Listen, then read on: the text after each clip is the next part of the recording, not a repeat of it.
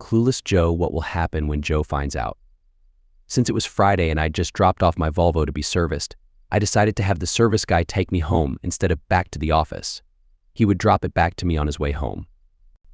It was a warm late spring afternoon and there was some yard work waiting at home that made my decision for me. We have a large backyard and I was on the back property line raking leaves when I saw my brother's red Corvette pull into our driveway. Great, I thought. The only time he comes here is to borrow something that he seldom brings back. As I got near the driveway, I heard my son Sam call out, "Hey, Dad." What brings you to the land of wimps, Dad? Why did my son call my brother Dad? And why is this the land of the wimps? My brother responded, "I'm bringing back Uncle Joe's circular saw. I accidentally cut the electrical cord. He needs to get it fixed so I can finish my project at home. Is Clueless Joe around?" Clueless Joe? My name is Joe and I hardly think of myself as clueless. Maybe I am. Maybe I should just stay on the outside of the garage and listen to this offensive conversation. Of course, I turned on my cell phone to record the conversation. Sam spouted, "Clueless car isn't here. He rarely comes home before 5 and I try not to spend much time with him anyway. So, no, I don't think he's home. Say, now that school is out, when am I going to be able to spend some time at your place? It's a lot more fun than being around here. I'd love to have you come and stay, but your mom wants to spend as much time as possible with you. You're her only child, and as you leave, she'll be lonely. Give her some slack about this. She's supposed to spend some time with me Thursday afternoon, so I can ask her about you staying a week or two with me this summer." It was chilling to hear my son ask, "Why doesn't Mom divorce Clueless and move in with you?" I didn't know she regularly spent afternoons at his house. Oh no, things started to come together that I didn't like at all. Maybe I am clueless? My thoughts of what was happening were crushing on me. Eric bragged, "Ever since I got her pregnant with you, I've asked her that monthly. She says no.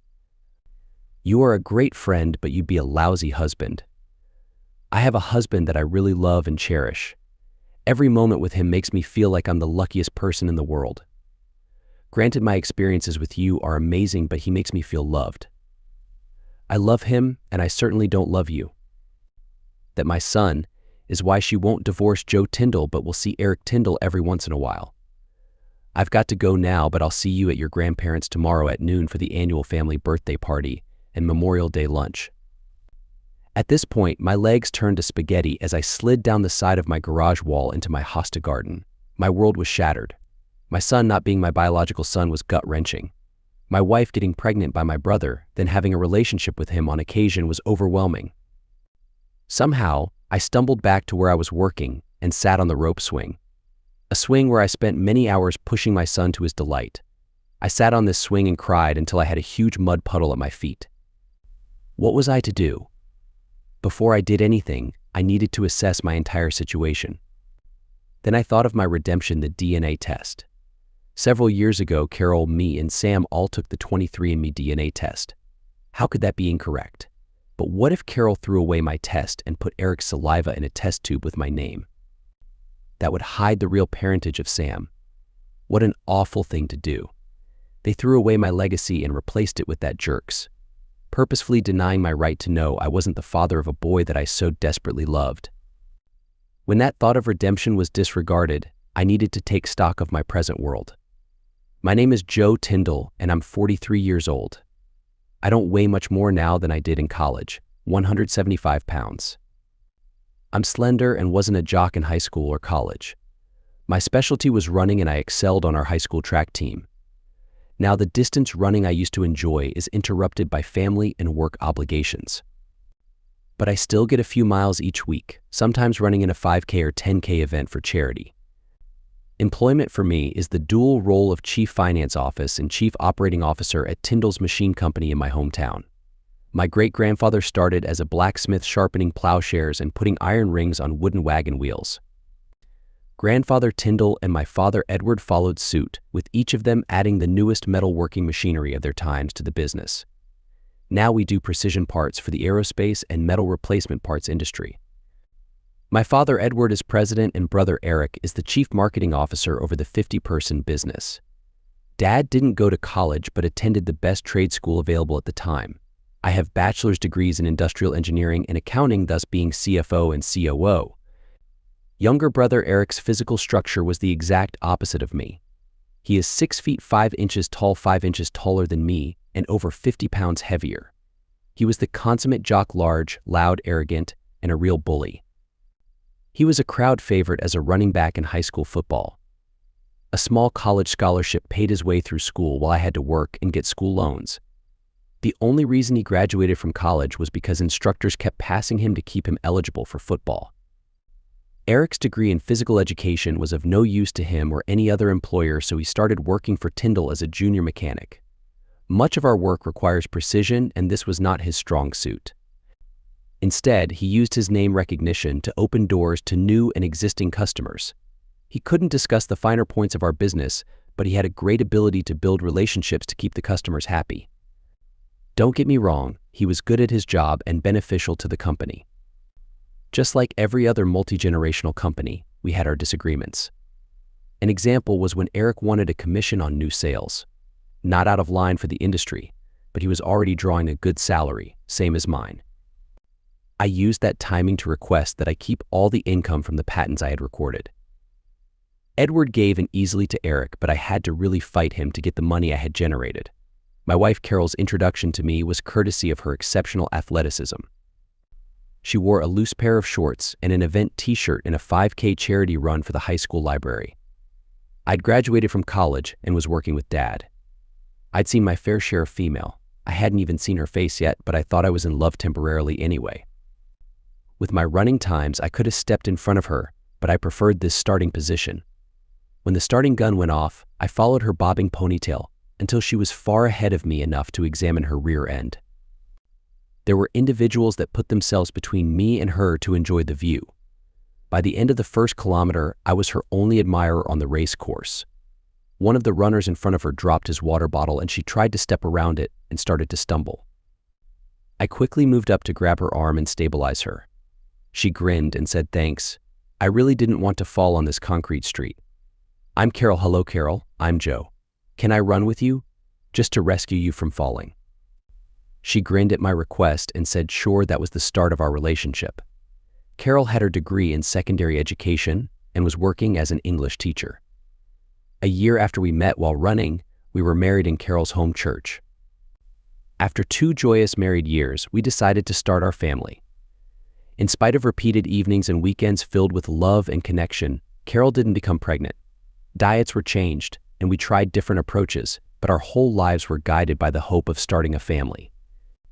Neither of us really wanted to be tested for fertility at this time. Maybe in a year or so, but not now. I was heartbroken as I wanted to have at least 2 children, regardless of their gender. Both of us relaxed and returned to the intimate aspect of our relationship. Just a couple of months later, Carol missed her period, but didn't want to jinx it by telling anyone, including me. When she missed the second, I was overjoyed. I was brought up with the idea that family was one of the most important factors in a person's life. The Tyndall family had been in that community for over 100 years. Photos of the generations at our parents' house displayed the pride we had in our family. Pregnancy was not without its challenges, as Carol was advised by her doctor to rest during the final 2 months. The delivery was complicated, but luckily both my wife and newborn son were safe. The embryo that became Sam enjoyed the warmth and nourishment that Carol's womb provided. Sam became so large for her pelvis that he had to be born by cesarean. While in the surgical process, the doctors discovered a situation that made it clear that another pregnancy could be dangerous for both mother and child. Something neither one of us wanted, so we acquiesced to the recommended surgery. Knowing this was it for us, not having more children made Sam even more special to us. Sam was a spirited young boy, constantly active. He and I enjoyed playing together, much to Carol's dismay. The hours of us playing sports were countless. His grades were not exceptional but slightly higher than the average boy of his age. It was after his 15th birthday that the relationship between us started to strain. I attributed it to the normal conflicts between parent and child at that age. We used to talk for hours, but now he seemed too busy on his cell phone and gaming console to talk to his dad. When I tried to initiate contact, he became moody and disrespectful. From what I gathered, it seemed like he thought being an accountant was less impressive than other careers. Part of that idea probably came from the fact that he was now taller and more muscular than I. Over the years, Carol continued to be the perfect wife in every aspect. Between her knowledge, intelligence, and total dedication to her work, she was now the principal of McKinley School, a school that aimed to provide special attention to students facing difficulties in their academics and social interactions, like conflicts. I did notice that this stress of supervising unruly students made for some conflicts at home. She'd make critical comments about something I did or didn't do according to her definition of the task. Her annoyance with me rarely extended to bedtime. She was always kind and affectionate when we slipped under the covers. There was no part of our intimate life I would consider unacceptable or not frequent enough. So, I was shocked when I heard my brother telling Sam that he was Sam's father and he had regularly spent time with Carol for over 17 years. No way, I thought. But what did I really know for sure? Creating the biggest doubt for me was how Sam had the same body frame as both Eric and Edward. I'm the odd one out when it comes to genetic similarities. Something didn't feel right either in my head or in my stomach as I thought about the possibilities. That evening, I watched Carol very closely. There were absolutely no obvious signs that she was having an affair. Dinner was lively and enjoyable. Sam left to go pick up some friends in his car and go see a movie, or whatever they do, until 11 p.m. With Sam out until 11 p.m., Carol and I started cleaning the kitchen. She asked me to start loading the dishwasher while she went to the bathroom. When I turned around, she was wearing a lace apron. She acted like nothing was odd and told me to hurry up. Get to work as I have plans for you tonight. We laughed and played as we touched each other until the kitchen was clean. Then it was up to bed, where I was treated to some incredibly enjoyable moments with her. I watched her closely. She was enthusiastic and very responsive to my every touch. Afterward, we cuddled and expressed our everlasting love for each other. The next morning, Saturday, we were planning to have lunch at my parents' house to celebrate Edward's 70th birthday. Carol didn't like to ride in my Volvo, and Sam wanted to go by himself so he could leave early. We did what Carol wanted. We all went in her Lexus. As we walked in the front door, my mother, Sally, proceeded to hug us in a specific order: Carol, Sam, then me. The same order for Edward. Next, I was looking for the interaction between Eric and Carol. Eric happily hugged Sam, then held his arms out for Carol's hug. A hug that was enthusiastic on Eric's part but lacked emotion from Carol. In fact, I thought I saw a look of boredom and frustration on her face as he rubbed against her. That was not the reaction I expected between two people who had been together for 17 years. Me, I got a hand clasp and a friendly tap on the chest from Eric. He delighted in bumping his 46-inch chest against my 36-inch chest in a form of comparing strength. My thoughts were to investigate the possibility of an affair and parenting controversy. Not to be nosy, but to be more like the bumbling Inspector Clouseau from the Pink Panther series. Maybe shake things up and see if any secrets are revealed. During a lull in the conversations, I cast out the first fishing line: Eric, I have to go talk to our CPA Thursday afternoon. Will you be around the office to cover for me? I said that, knowing he had no understanding of accounting processes and would be of no help to anyone who called me. No, Joe, I'll be out of the office too. Big project in the works. Carol blew a couple of bubbles in her iced tea with her nose. That means I'm getting close to finding something out. Well, big fella, is it something you will get all sweaty and tired from? Nah, I've worked with this person many times and I've always come out on top. The look Carol gave him was more intense than any of our cutting machines. I could see the color draining from her face. No one made a noise of any kind, no fork against plate, no clinking ice in their tea. The silence in Mom's dining room was deafening. Eyeballs were moving between the five of them. That also gave me a clue that they all knew about the infidelity. I thought I could hear the tension rising in the room. This is just what I wanted. Be clueless Joe to the five of them, but underneath the clumsiness, I was understanding what was happening. Dad broke the silence by saying, well, you guys get your calendars to see who goes where. He continued, I'm glad you boys came today for my birthday. My grandfather bought this 160-acre tract while it was miles from town. He'd be proud that the land is still in the family and our family business is going strong under Eric and Joe. As a result of my confidence in you boys and my advanced age, I am going to retire from being president of Tyndall.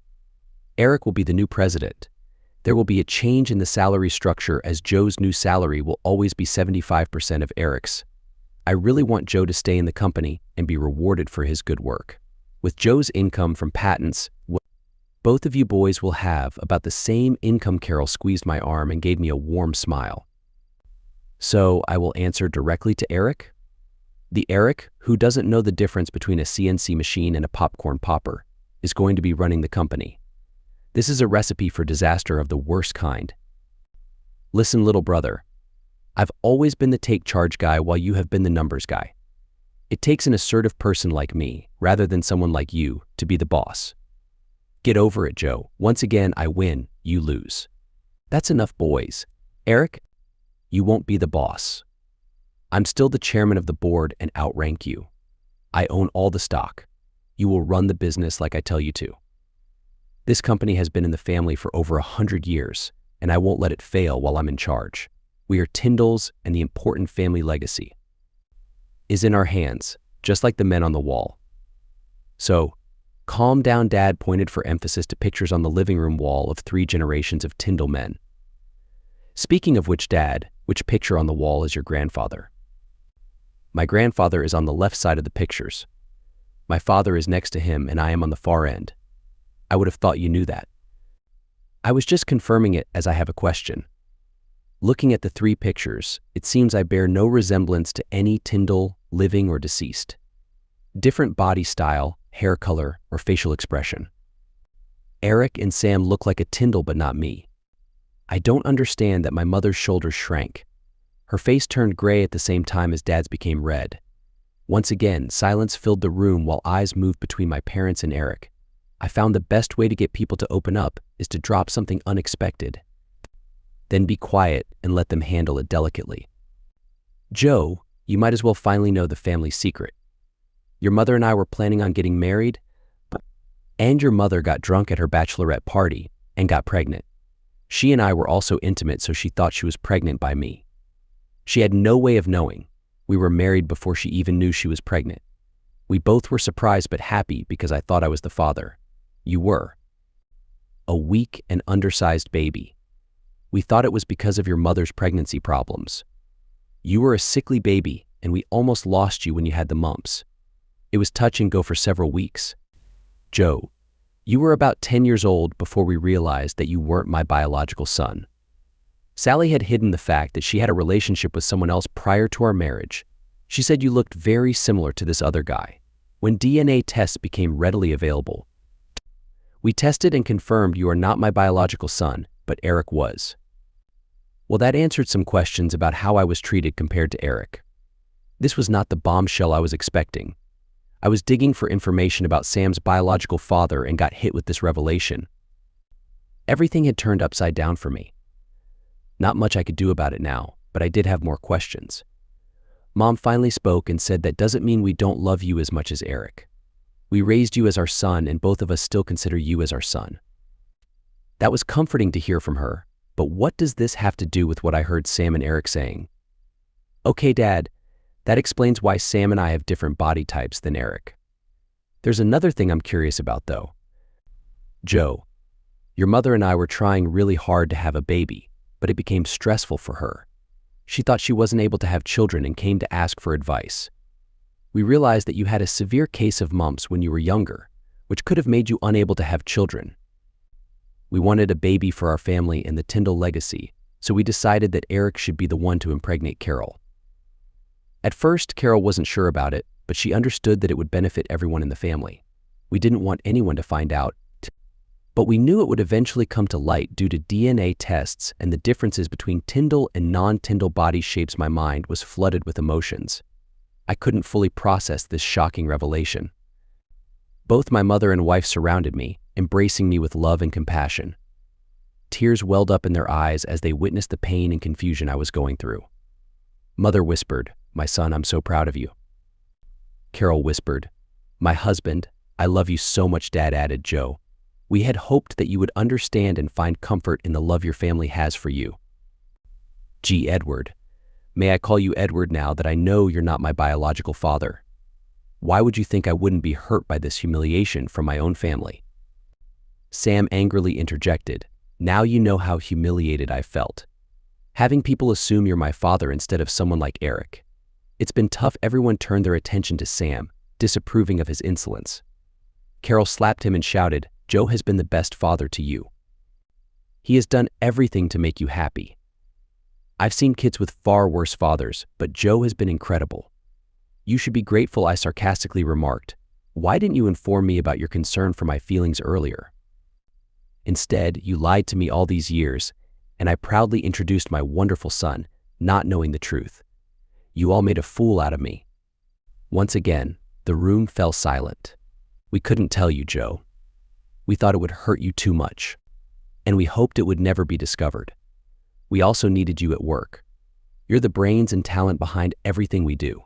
We couldn't afford to lose you. We even had a headhunter tell us that the salary we paid you was far below your market value. I can't wrap my head around all of this. You convinced my brother to father a child with my wife instead of me. You kept me in a lower position at work so that you could benefit financially. You made me believe I was in line to lead the company, but apparently, Tyndall blood holds more importance than competence. This is all too overwhelming for me to comprehend. Next, you'll be telling me that my wife is still involved with Eric." There it was, the moment of truth. I anxiously awaited her response, hoping she wouldn't confirm my worst fears. Once again, the room fell silent. Everyone's eyes shifted between the co-conspirators, their silence speaking volumes. Finally, in a soft voice, Carol whispered, "I'm sorry, Joe. I'm really sorry, but you have to understand the stress and strain I experience at my job. I don't love him. In fact, I despise him for who he is, but I needed him to maintain my sanity." With those words, she collapsed to the floor. Part of me wanted to comfort her, but the pain she caused me made me hesitate. She had to face the consequences of her actions. "I'm sorry about all of this, son, but we..." "Son? You're such a hypocrite, calling me son after shattering my entire existence. You showed me the bare minimum of affection compared to Eric when we were growing up. You encouraged my wife to betray me and forced me to raise Eric's child as my own. All this time, you were laughing and mocking my complete obliviousness to the utter disrespect you had for me. I'm done with this toxic family. You claim to have done this for me, but it's clear that you were only concerned about your own selfish motives. None of your actions brought me any happiness. They only broke my heart. I feel like a helpless orphan, abandoned without anyone to turn to." A heartfelt screw you to each and every one of you. With those words, shouted with such intensity that spit flew from my mouth, I turned to leave. Just as I reached the door, a firm grip caught my arm. "I'm sorry, Joe. Since it means so much to you, I'll end my relationship with Carol. I've been with her for a long time, and she's become loose. I'd rather find someone else." The audacity of that man, offering my wife back to me as though she were some object. I spun around and aimed a punch at his nose, but my aim was off. Instead, my fist landed squarely on his throat. His eyes bulged, and he fell to his knees, making incomprehensible sounds. Carol and Sam rushed to his side, but their emotions differed greatly. Sam comforted his mother's lover, while he looked at me and called me a weirdo. The irony of it all. One weirdo calling another weirdo a weirdo. What a messed up situation you've created here, Ed and Sally. It's a complete disaster. Carol started kicking Eric, screaming at him for what he had done. I left the chaos behind and got into Carol's car. As I drove away, I purposely crashed into Eric's precious Corvette. In my anger, I also clipped Edward's new F-150 pickup. Overwhelmed by anguish and humiliation, I struggled to keep control of the car. In search of solace, I found an abandoned gas station and allowed myself a moment to surrender to my emotions. I cried until I felt physically drained, and then anger consumed me like a firework on the 4th of July. I pounded the dashboard with all my strength, my body exhausted and my mind numb. Amongst the chaos, I noticed my phone buzzing on the floor, likely filled with messages from the woman who was once my wife, now the epitome of betrayal. With a deep sigh, I found myself contemplating my options. I could remain clueless Joe and receive a pay raise, but I would have to answer to Eric or Edward as my superior. Seeing them every day would only bring me pain. Option 1 was not something I could accept. Option 2 was to quietly disappear, leaving behind an empty seat at the Tyndall family table. However, they hadn't cared about me when I was present, so why would they care when I was gone? Option 2 wasn't the right choice for me, but perhaps I could combine it with option 3. Option 3 involved me seeking revenge on the dishonest and hurtful actions of my family. It was time to make them regret all the terrible things they had done to me. I had made up my mind, and the only thing standing in my way was the fact that I was 20 miles away from home. The car belonging to the unfaithful individuals was left in the yard, not the driveway. I packed my computer, important documents, and clothes needed for the next few months into my Volvo. The rest of my belongings, which I wanted to keep but didn't need right away, were placed in Sam's Acura. As I made my escape, Sam's dog Bullet incessantly followed me around. He seemed to want to go outside. Dealing with that dog's needs had always been a hassle. I couldn't wait to be free from scooping poop, feeding, and walking a dog that never showed any affection towards me. However, Bullet did provide me with a small favor as a parting gift. He left a large, unpleasant pile of excrement next to the house. Laughing to myself, I swiftly picked up the steaming mess and took it into the master bedroom. I found the wedding cover that my mother and grandmother had made for us on our marital bed. It was called the wedding ring quilt, filled with different prints of wedding rings on each square. Some squares were even made from our childhood clothes. Our names and wedding date were carefully stitched into some squares. It held so many memories, so it seemed fitting to give that steaming pile of dog poop a place of honor in this house. I placed my wedding ring on top of the excrement as a symbol that Carol would certainly recognize. Then I gathered all the pictures of the unfaithful individuals and Eric's son and stacked them on Carol's cherry wood dining room table. I covered the pictures with a towel to protect myself and proceeded to drive a nail through the entire stack, shattering the glass and scattering it in every direction. Now, I was ready to move forward. There was nothing and no one keeping me here. I got into my loaded Volvo and drove to an extended stay hotel on the other side of town. After unloading my car, I headed to the airport, parked the Volvo in extended parking, and rented a Hertz car. I was determined not to let the snakes find me and continue to harass me. With the rental car, I made my way to my new temporary home base. I called an Uber driver to help me retrieve Sam's car so that I could store it in a safe place. Once I got settled, I planned to sell it. After all, the car was in my name because Sam couldn't get insured due to his speeding tickets. That evening, I ordered pizza and some non-alcoholic beverages to be delivered to my hotel room. I wanted to avoid being seen by anyone I had important projects to work on, projects that involved securing my personal finances and ensuring that no one but me had control over them. I paid off and closed any joint credit cards, leaving Carol with enough money to cover her next 2 paychecks in the general account. As for the college fund I had been saving for Sam, I transferred it all out, leaving him to ask his biological father for financial support instead. It was time for him to face his real dad. Feeling satisfied, I finally got some sleep that night, although it took some mental adjustments. The next day, I embraced my new role as Fearsome Joe. I had planned to pay a visit to Tyndall Manufacturing, knowing that it would be a Sunday and the office would be empty. The thought of it brought a light-hearted feeling to me. It was funny how that helped me sleep better. I parked my rental car at a reasonable distance from the front door of Tyndall Manufacturing. I could have parked in my usual spot, but I didn't want anyone to suspect my presence. After disabling and re-enabling the security alarm, I made my way to my office. As the CFO, I had access to all the financial accounts. Tyndall had multiple accounts, so I consolidated all the money into one main account. I set aside enough to cover 2 paychecks for the staff and maxed out the line of credit at the bank to add more to the general account. I then wired all the funds to our international account in the Caymans, which had been used for business purposes for years. Now came the fun part. I changed all the login names and passwords for every account, making them inaccessible for the time being. They wouldn't even know where to begin since the banks no longer sent monthly statements.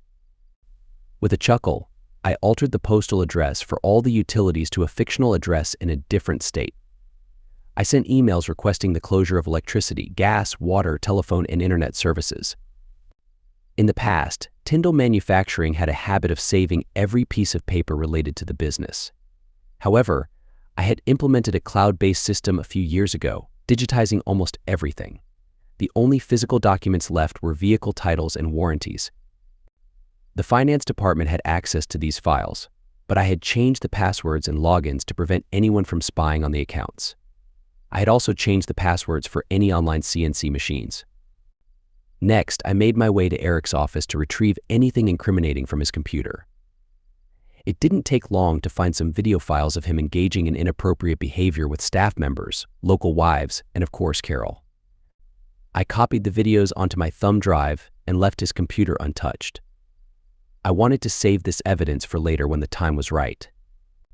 Lastly, I headed to the utility room. This was no ordinary room. It was heavily fortified and housed the main power line for our electricity. Tyndall Manufacturing consumed a large amount of electricity during operations. A single wrong move could be disastrous.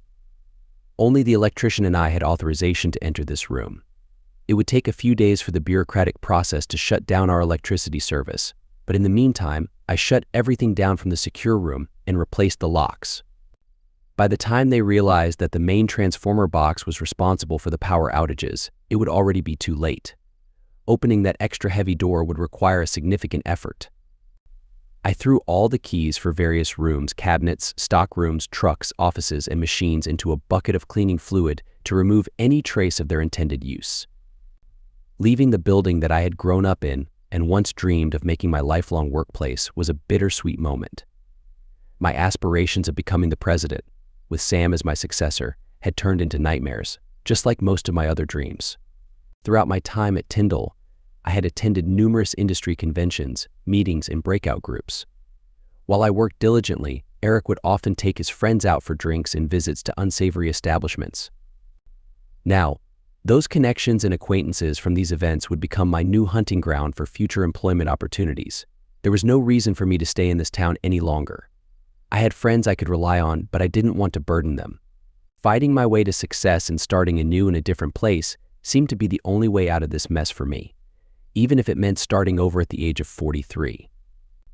A week later, my attorney called to inform me about Edward's reaction.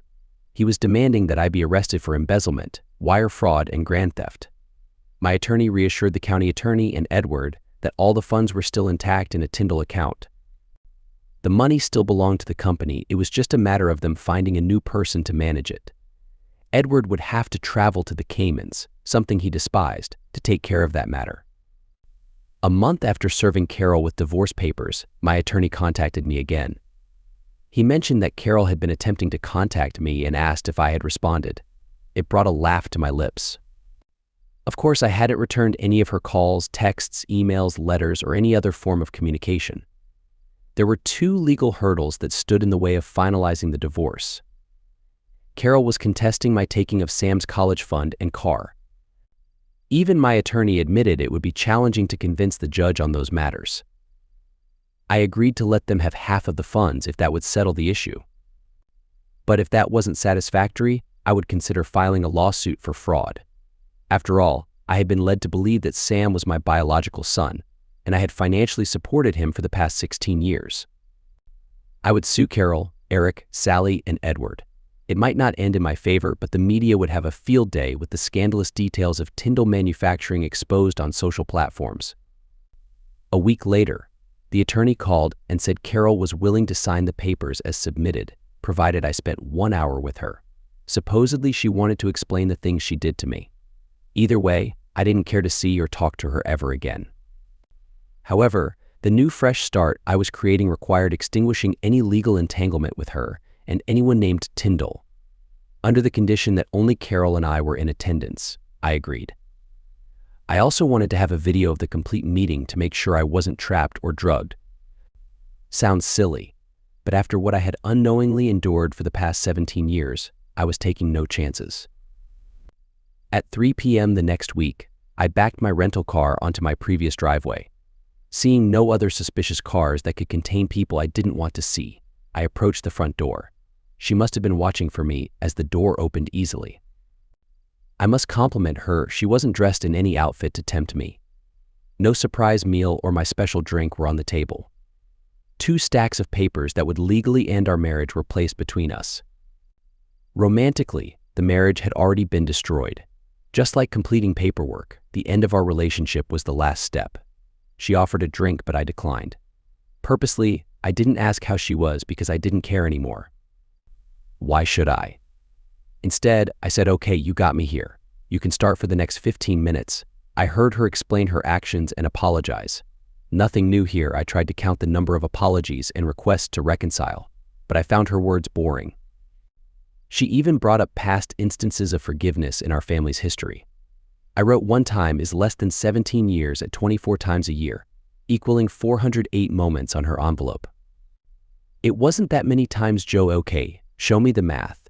How many times? With a small and trembling voice. She whispered, too many. There was no anger or rage in my face, just absence of emotion. Seeing my lack of interest, she came up with something for me. Do you want to ask me any questions? Staring directly into her eyes, I said, why? After a deep sigh, she began, you know, I got pressured into giving you a child from Eric's sperm. Your dad? Oh, sorry. Edward really wanted our family bloodline to continue. He was concerned that any other woman Eric had a child with wouldn't be good enough to carry the family name.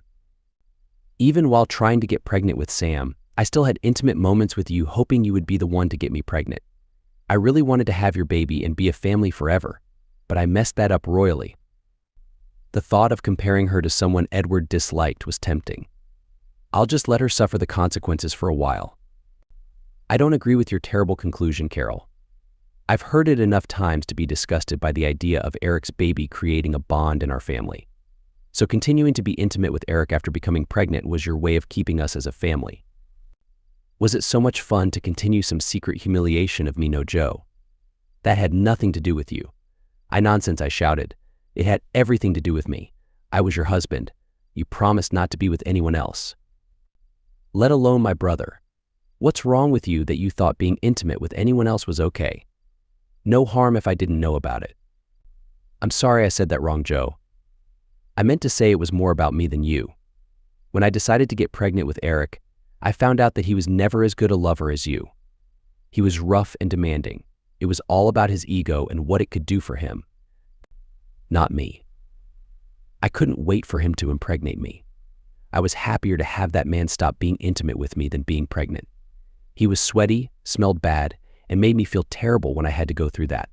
Once I became pregnant, I stopped seeing him. Now all my intimacy was focused on you, because you loved me and wanted to please me, which you did.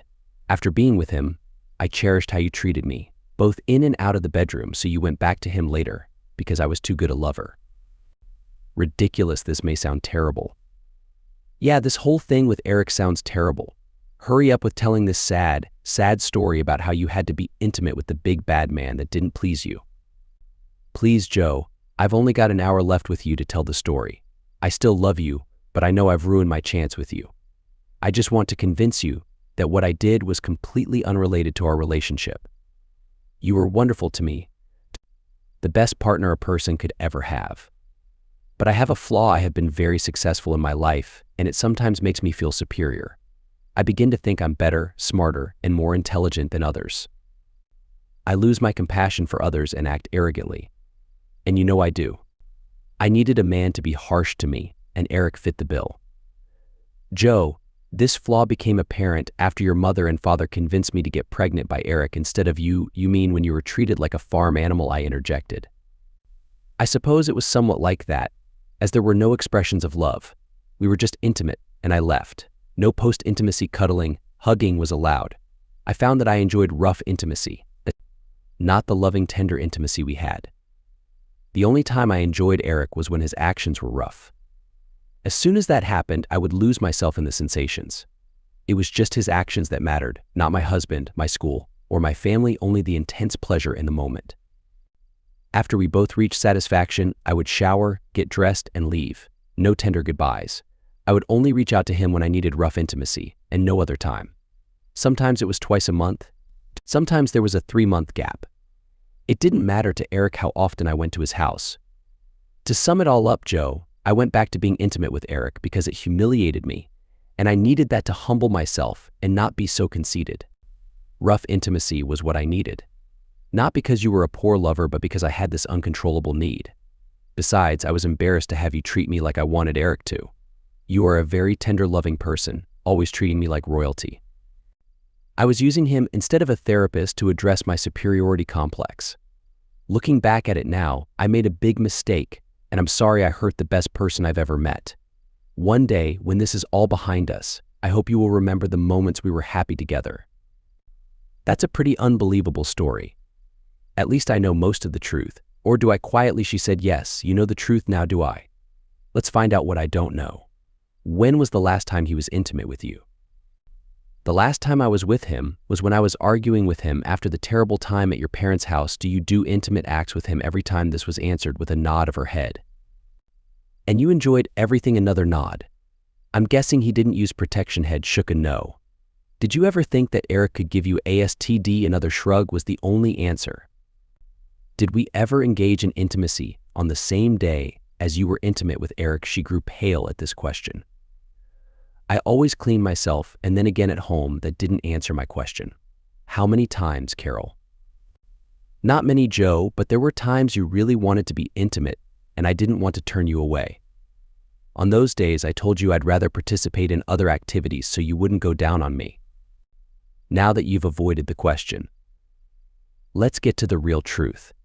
Did I ever make love to you after Eric was intimate with you that day? I didn't keep track of that. I didn't want to do that to you, but there may have been a few times over the years that it happened that way. I have no way of giving you a number, but it probably happened. The lasagna I had for lunch was now boiling in my stomach. The thought that I had unknowingly tasted Eric's essence from my own wife was too much for me to control. Suddenly, I couldn't hold it in any longer and I vomited. The table and Carol were soaked with the contents of my stomach. She sobbed, but I couldn't bring myself to care. My attorney had to reprint the documents as no one in the courthouse would touch them. 2 weeks later, the divorce was signed with me retaining half of the college fund and car proceeds. She gets the house until our son finishes high school. I'm sure he was upset. But since he no longer wanted me in his life, me and all my money exited too. Since I had not fathered him, I refused to pay child support. If required by the court, I'd change the filing to adultery and sue all the Tyndalls for deceit. No one wanted that shame. I was already ashamed to be a Tyndall. During my self-imposed isolation, I debated whether or not to review the video files I had downloaded from Eric's office. I was still not over learning about Carol's adultery, let alone be composed enough to watch two people I despised be intimate. Each file had a name, and I felt a chill run down my spine when I saw the name Sindra. Sindra was the name of the wife of one of my best friends, John Brown. John was 2 years ahead of me in high school, but we had little contact as he was popular and I was not. But this nerd was selected to help the jock get through his required English class. He excelled in his science and math classes but struggled in English. Over the semester, we became friends until he left to go to a small college on a sports scholarship. After his college graduation, he returned to our town to be close to his aging parents. He approached me about a job, and I recommended him for a position at our shop. On my recommendation, he was hired, and we resumed our friendship.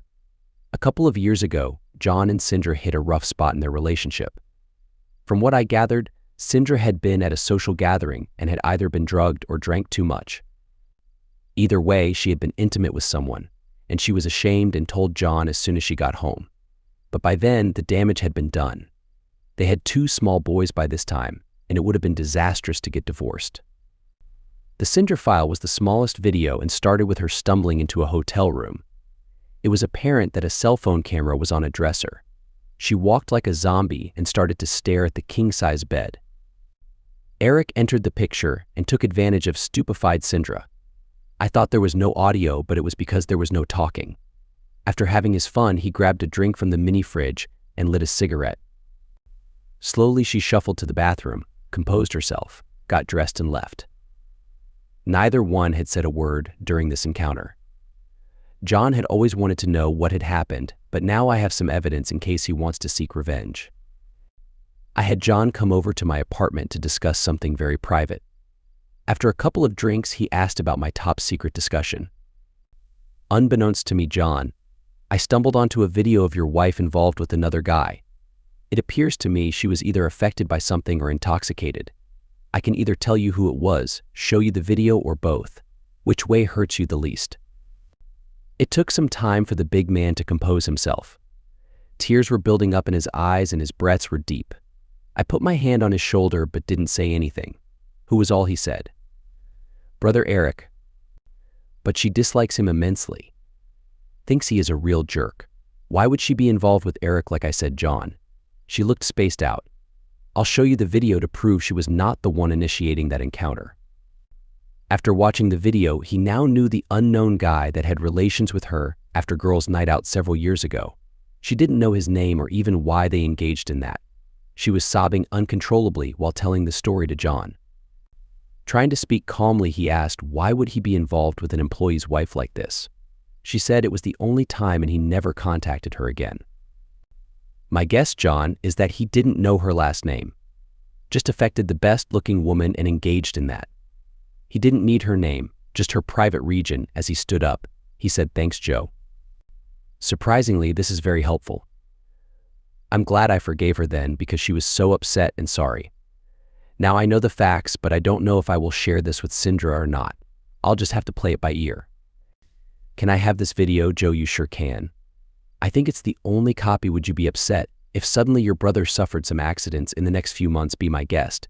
It'll work in my favor as I've already kicked back once, so I'll be a suspect. Make sure I know the time so I have my alibis in place. Thanks, Joe. You're like a brother to me." "Yeah, and you're way better brother than I was assigned." We hugged and he said over his shoulder, "Keep in touch." I didn't spend much time reviewing the videos of Carol and Eric, just not worth the effort. It just messed up my mind. The time came for me to just destroy all of the videos with Carol's name on them. I didn't want to see those two uncouth individuals ever again. As I was deleting the files, fate intervened and had me hit play instead of delete. It was more disgusting than I could have imagined. Carol was on her knees facing the camera with a euphoric look on her face. Well, she didn't lie to me when she said her husband, family, friends and school escaped her mind as Eric would engage with her. It was obvious she was enjoying it. The woman of my dreams and love of my life debasing herself this way was devastating. This scene erased every good thought I ever had of her. John came over for a drink 2 weeks later to thank me for answering some awful questions that had been tormenting him for years. Also, to thank me for proving to him Sindra was violated, not having an affair. He had an idea that he would use the remaining recordings to expose unfaithful wives and assist husbands who had been devastated by Eric's indiscretions. I gladly surrendered the remaining disgusting videos to him. My search for a new employer was working well. One of Tyndall's main competitors contacted me and requested that I travel the 100 miles to their city for an interview. This was the first flash of happiness for me in some time. Of course, I made myself available at any time and at any date they wanted to meet. The Donen Corporation was headed by CEO and President Tim Donen. My meeting with Tim went very well and I was offered a very nice employment package similar to my peers. There was one condition: I had to meet with the head of the Reynolds Resources for a personality evaluation. Considering what I had endured the past few months, I worried about what they might find wrong in my head. The person I was supposed to meet the next morning at 10 was Mickey D. Reynolds, the owner. Reynolds Resources did more than personality evaluation. They also did all the HR duties, employee recruitment, corporate governance, and reporting for Donen MFG. Tim said this took a big load off his mind as he was a dedicated engineer, a guy enjoying projects more than paperwork. Their office was very modern and sophisticated, a change from Donen's basic manufacturing office. After giving the attractive receptionist my name, I was offered some coffee and a couch to sit on until Mickey D. would see me. Once again, no Mr. Reynolds, it's Mickey D. To my surprise, Mickey D. was actually Mickey D., a very attractive woman, probably in her early 30s. She didn't seem surprised that I was stumbling for words as we shook hands. A firm but feminine grip that I found very pleasing. We spent the next couple of hours discussing my traits, preferences, and philosophy of engineering. Our conversations were polite and very pleasant. Delicately, she went into the reason why I was leaving the legacy job I had at Tyndall. She knew that she wasn't allowed to ask any personal questions, but she let the door be open for me to inform her of anything I wanted. All I told her was I was passed over for president and was underpaid for the duties I performed. "Oh gosh, Joe, it's 1:45, and I'll bet you want to go to lunch. I'll send my report to Tim and he'll be getting back to you with more details. Would it be outside of company rules for me to offer to take you to lunch? You know, kind of like giving the new employee a Chamber of Commerce tour." She gave me a sly smile and said I'd love to do that. Off we went on the first of many lunches, lunches that turned into dinners, and more over the next few months. I was slow to enter a relationship but eager to spend time with her, as I really liked being around her. From her reactions, she seems pleased with the pace and building of a friendship. During this time, Tyndall Manufacturing was having a struggle financially. Even though Tidal had the cash to pay all the bills, the money was just not available. Edward had to act quickly as vendors and suppliers needed to be paid. He had to use his emergency asset to keep the company afloat. The 160 acres of prime development close to town was worth millions. However, the thought of mortgaging this property rattled all the cold bones of the Tyndalls that had owned that ground for over a century. The mortgage funds kept the company going until Edward went to the Caymans to get control of the money. However, the reputational damage was heavy. Instead of allowing Tidal to pay for material after 14 days, suppliers demanded cash in advance. This severely damaged their working capital, and the mortgage was not paid off as the Cayman money made it back to the States. Gradually, the details of the turmoil in my personal and business world came out to Mickey D. She was very understanding as her world suffered the upheaval created by a UPS truck that ran over and killed her husband 2 years ago. He was the founder and brains behind Reynolds Resources. She worked with him and held the business together after he was gone. Meanwhile, John told me that somebody attacked Eric in a dark bar parking lot. After being the recipient of several strikes by a steel pipe, Eric was begging for mercy. Laying on the ground, he reached up with his right hand. The attacker grabbed Eric's middle finger and bent it all the way back until he heard bones breaking. After a shriek of pain, Eric passed out and missed the admonition of the attacker that's for crossing the line with my wife. My job at Donin brought a great level of happiness to my life. I settled in, and since I didn't have a non-compete clause at Tyndall, I started attracting the best customers they had. They knew I had left the company and were happy to receive my contact information. I wasn't the salesman that Eric was, but I knew what they needed and how to produce it better, faster, and more efficiently than Tyndall. All Eric really knew about our products was that they needed to be paid for by somebody. Eric wasn't getting out much to call on customers. It seems he kept getting hurt one way or another, usually after he was leaving a bar. 6 months later, and after the divorce was final, the relationship with Mickey D was amazing. Besides being beautiful, loving, smart, and caring, she was fun to be with. After many dates and growing closer together, our evenings ended up being more affectionate. Not roughhousing, but lots of touching, rubbing, and hugging. One evening, it was apparent to me that Mickey was acting like she would enjoy spending intimate time with me. After dancing closer than usual, she recognized the signs of my romantic interest in her. She looked up with those beautiful eyes and said, "Shall we leave now?" "Absolutely." Then I hugged her with more passion than before. We couldn't keep our hands off each other on the way home. It was almost dangerous. But when endorphins are flowing, how could we stop? We got to her bedroom. "Did you bring protection?" she whispered in my ear. "No, I'm sterile." "That's why Carol had Eric's baby." "What did the doctor tell you about being sterile?" "No doctor. My mother said I had the mumps as a kid, and that's why I couldn't get Carol conceived." "No doctor?" "The mother who lied to you about who fathered you and encouraged your wife to be with your brother." "If I were you, I wouldn't believe anything she said and get your own doctor's opinion."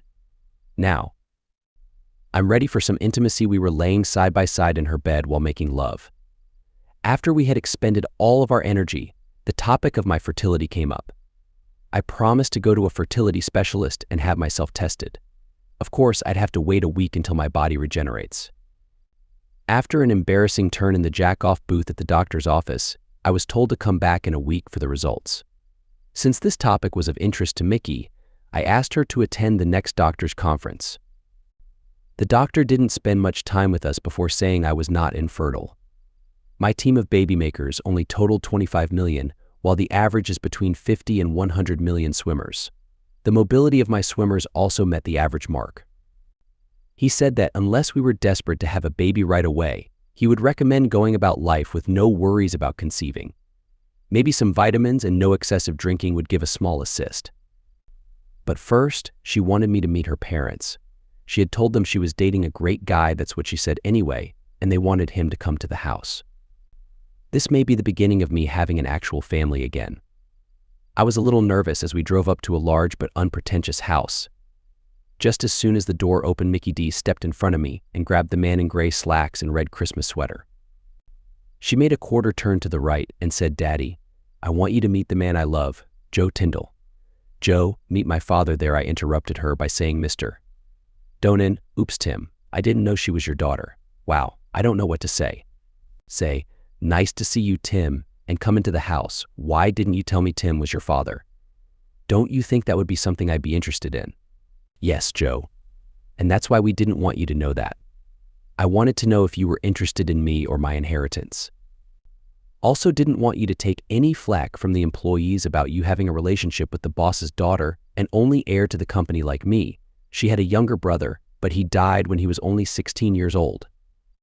So what does my being asked to have a Christmas dinner with your mother and father mean for me? Is this personal business, and does it affect our relationship?" "Joe, it means I love you and want you to get to know my family. Business is separate. Since you've told me you have no family, I'm asking you to have Christmas with my family, okay? Now I know about Mickey D. The D is Donan. I truly am clueless. Aren't I?" She giggled, saying maybe you should have a D in your name for duh, at which time all four of us laughed. With the air being cleared out, we all had a wonderful afternoon and evening. I really enjoyed being with Tim and Mickey's mother, Barbara. I may be clueless, but I got the impression that my request for Mickey's hand in marriage would be accepted by her parents. I'm pretty sure Mickey would say yes, but considering what's happened to me, I hate to take anything for granted. My instinct was correct as Mickey jumped off the couch and onto me when I went down on one knee with a blue velvet box in my hand. She removed her lips from my face long enough to pant, "Yes, yes, yes," then returned to her enthusiastic embrace. Not that I didn't enjoy her enthusiasm. 3 months later, we had a small wedding, no one on my side of the church, but John and Sindra and some new friends I had made. After a honeymoon to the Caribbean, we came back to my apartment and started our life together. We went to the county courthouse for name changes. Mickey D. Reynolds changed back to her maiden name of Mickey Donan. With society's more lenient attitude towards gender identity, marital status, and personal names, I changed my name to Joseph Timothy Donan. When we requested his permission, Tim was both honored and delighted that I took the name Donan. With tears in his eyes, he whispered, "Thank you, son." My friend John found a file of Carol and Eric together and had the desire to avenge both his and my situation. John's son Tyler was the same age as the boys in Carol's school and played sports with them. Tyler provided John the text addresses of a number of junior and senior boys. Using a new address, John sent a copy of Carol and Eric's relationship to each of these guys with the heading Principal's Relationship Class 101. A week later, Carol was walking down the hallway between classes when she heard someone loudly barking. She found it strange and turned towards the sound. There, a small group of senior boys were smirking at her. She wondered if something was wrong with her clothes, but as she turned back, another group of boys started barking. She remembered that the school mascot was a bulldog, so she assumed they were doing some sort of team activity for the upcoming game on Friday night. As soon as she stepped into the office, the barking stopped. For the next 2 hours, she didn't hear the barking again. But when she stepped out of the office, it started up once more. It was as if she had entered a dog kennel during feeding time. Occasional howls could be heard, but mostly it was just bark, bark, bark echoing wherever she went. None of the other staff members were experiencing this strange phenomenon. The next morning, as soon as she stepped onto the concrete parking lot, it sounded like the starting line of a famous dog sled race. All the mouths were now directed at her, as if she had a surround sound system turned up to the max. Hurrying into the building, she focused on the concrete beneath her feet instead of the dog imitations. She breathed a sigh of relief as the door swung shut behind her. As she walked towards her office, she heard a single male voice say, "Bark like a dog, witch." Bark like a dog, the deep voice sounded like Eric's, but what was he doing saying that phrase? Suddenly, it hit her like a ton of bricks. The boys must have somehow gotten hold of one of the videos of her with Eric. She skipped the question of how the video got out and went straight to the panic of, "Oh no, what am I going to do? My job? My career? My dignity? It will all be destroyed." She quickly rushed into her office and slammed the door shut. Were her staff members smirking at her? Did they know what had happened? Who had seen the video? What should she do now? Halfway through the first class hour, when the halls were empty, she dashed out of her office. Over her shoulder, she announced that she felt sick and was going home. She wasn't exactly lying, she did feel sick. But instead of going home, she sped down the street to Tyndall MFG. Bursting into Eric's office, she angrily asked, "Did you share the videos of us? If you did, I'm going to be furious." Eric could sense her rage and quickly stammered, "No, I still have them all here. I'm the only one who has them." He patted his computer and brought up the file, hoping to prove his innocence. "You foolish person. You've been hacked. They've gone viral and my life is ruined. Can things get any worse?" She started sobbing and collapsed to the floor. Not knowing what to do, Eric ran to his father's office and they both hurried back to console Carol. The two brilliant minds decided to take her back to her house, close the door, and return to work. 5 years later, Carol had to step down from her principal position as she had lost the respect of the staff, students, and school board. A new job was created for her because she was an expert in her field. Her new role was in an unfinished basement office where she reviewed all the new state and national procedures and guidelines. She had very little face-to-face contact with other employees and none with students. With messy hair, dressed in comfortable flannel pajama pants and fluffy slippers, she would arrive at the building at 6 a.m. and leave an hour before school let out. Her reputation had caused her to become a social outcast, and she would often go out of town to buy groceries. Carol's son Sam would frequently be sent home from school for getting into fights. It was hard for him to ignore the taunting of his classmates, who referred to his mother as Lassie the Wonder Dog.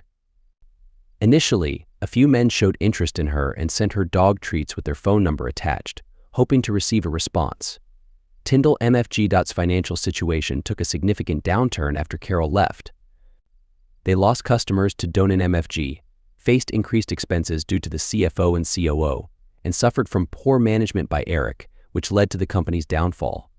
To pay off the mortgage and other debts, Edward had to sell their family's legacy, a 160-acre farm. The land would be developed into moderately priced housing, taking advantage of its beautiful landscape. A business broker found a buyer for the company, and Edward made the difficult decision to sell the family business. Edward and Sally found themselves renting a small apartment that took a substantial portion of their Social Security check. When they passed away, the only evidence of the Tyndall family in town would be found on their tombstones. Eric and Sam left town to pursue new careers as a used car salesman and a fast food cook. On July 1st, the new company owner called for an all-employee meeting to introduce the new president. Edward and Eric were intentionally not invited. The new shop foreman, John Brown, gathered the curious crowd's attention and enthusiastically announced, "Ladies and gentlemen, I'd like to introduce you to our new president, Mr. Joe Donan." The staff was relieved to hear that they were acquired by a competitor rather than a massive corporation that would downsize and lay off employees. But the real surprise was yet to come. I walked out of the office, and although most people recognized me, they didn't know me by my new name. "Hello, everyone. I'm delighted to be back in this building." "Did you miss me?" I asked. The response was a resounding cheer. It seemed that Eric had not been as successful a president as he believed.